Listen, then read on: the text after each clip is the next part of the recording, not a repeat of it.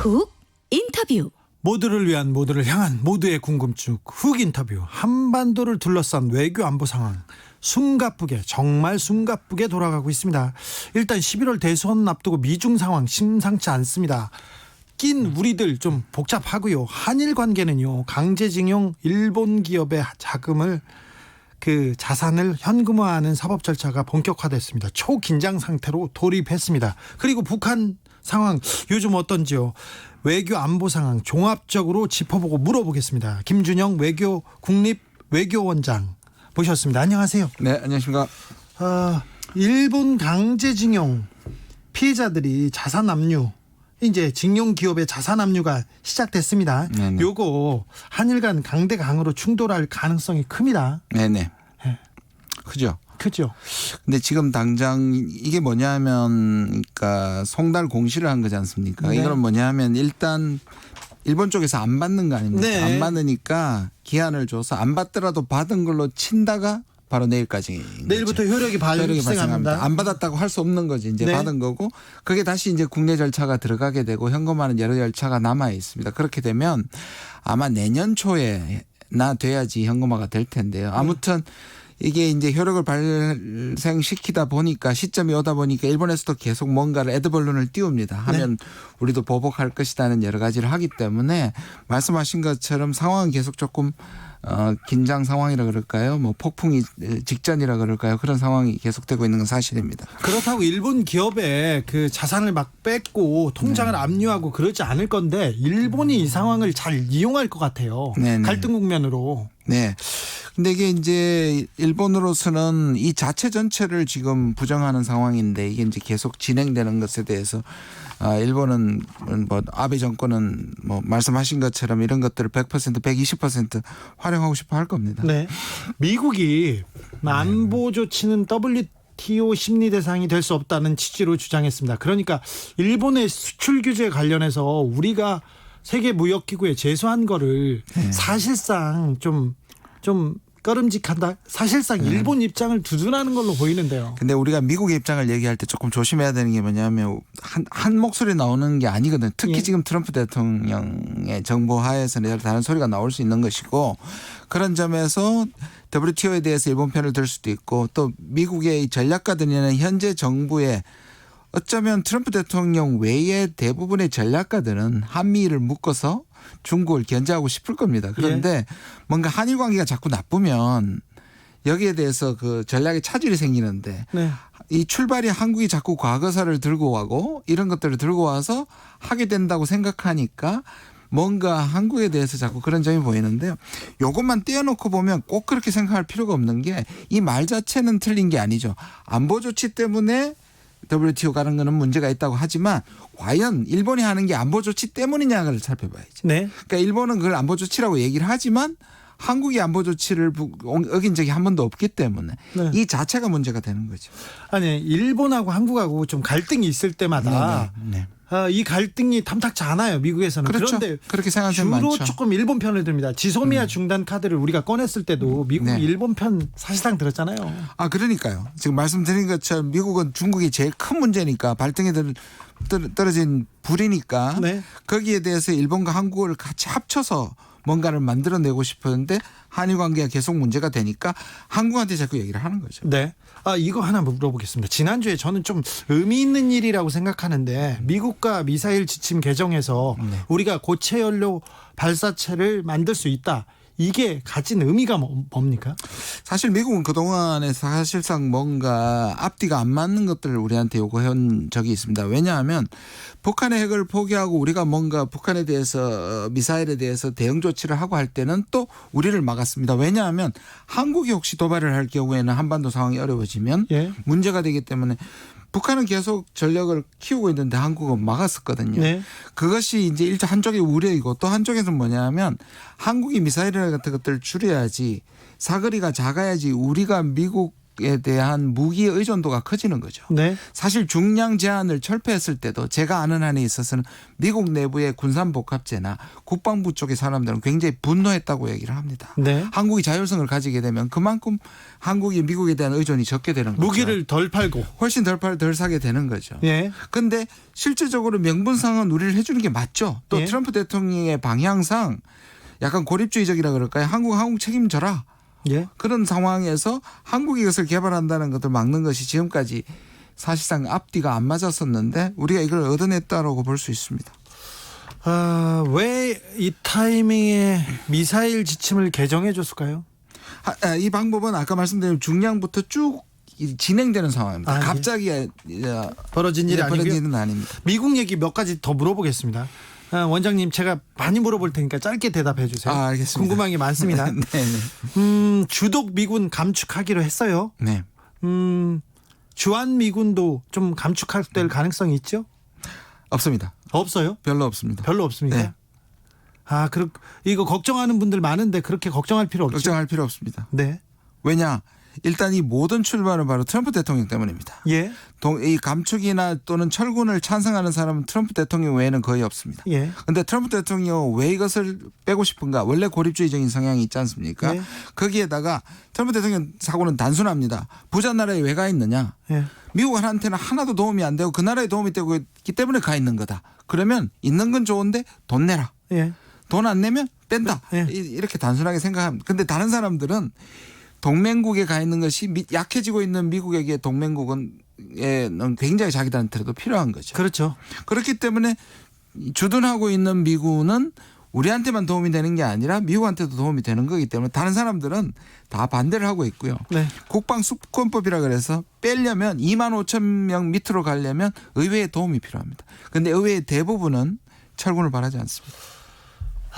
트럼프 대통령이 지금 그 목소리를 키우면서 미중 간의 갈등이 좀 더 커집니다. 네.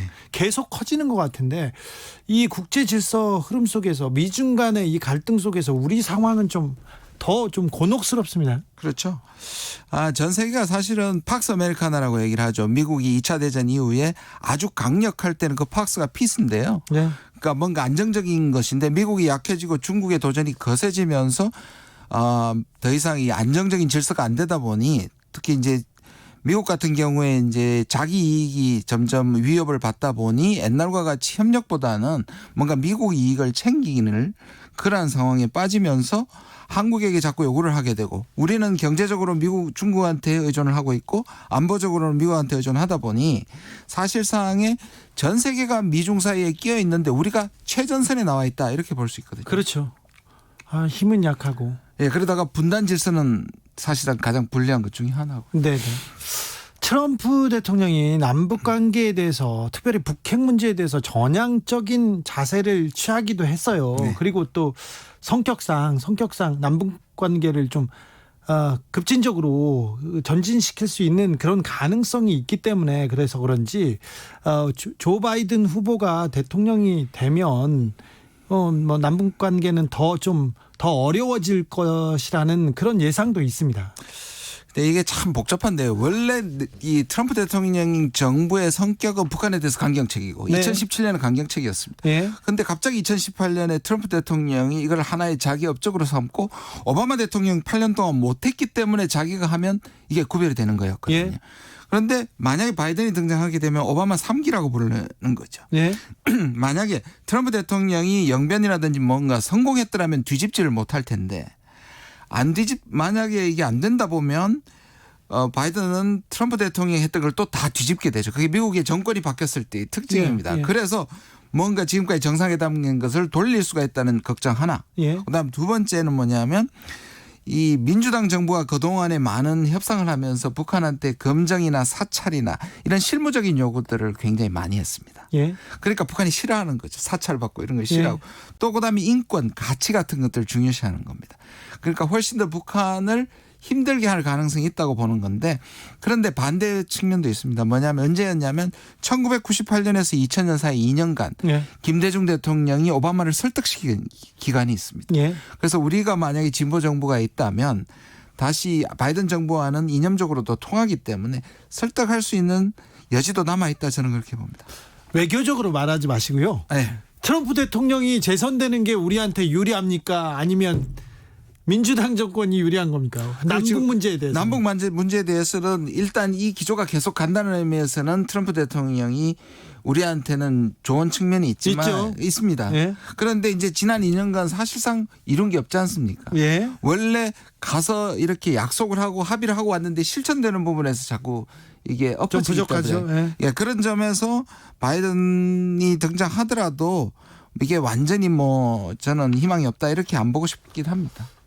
미국 대선 전에 북미 협상, 북미 정상회담이 열릴 가능성도 그렇게 없진 않죠. 미국은 확실히 원하는 걸로 알고 있습니다. 미국이 원합니까? 네, 트럼프는 원하고 있습니다. 근데 북이 지금 고자세입니까? 그렇죠.